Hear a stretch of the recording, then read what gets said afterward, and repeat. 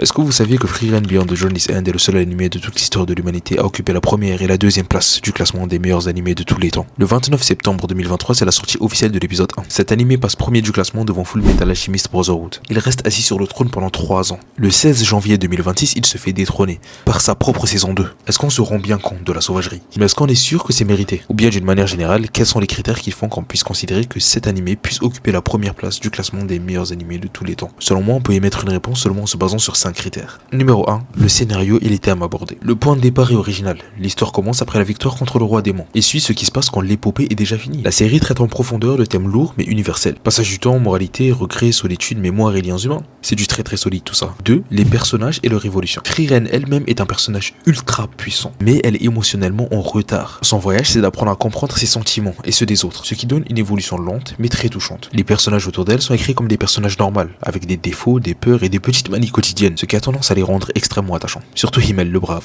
Quel homme incroyable. 3. La réalisation et l'animation. Selon moi, l'animation est d'un niveau anormalement élevé. Les combats sont fluides, la magie très détaillée, et il y a ces micro-gestes des personnages qui rendent le monde vivant. Même les scènes calmes bénéficient d'une mise en scène travaillée. Jeux de lumière, paysages, villes qui changent avec les décennies, tout renforce le thème du temps qui passe, c'est du grand art. 4. Les openings et les OST. Certaines scènes très importantes sont des montages sans dialogue, où la musique seule porte l'émotion et la sensation du temps qui passe. Je vous dis que c'est du grand art. 5. Impact, popularité et longévité potentielle. Et c'est là que Dragon Ball tabasse tout le monde. Certes, cet animé est exceptionnel, mais il est beaucoup moins populaire que d'autres animés qui sortent en ce moment. Et je ne vois pas cet animé perdurer sur des générations, donc...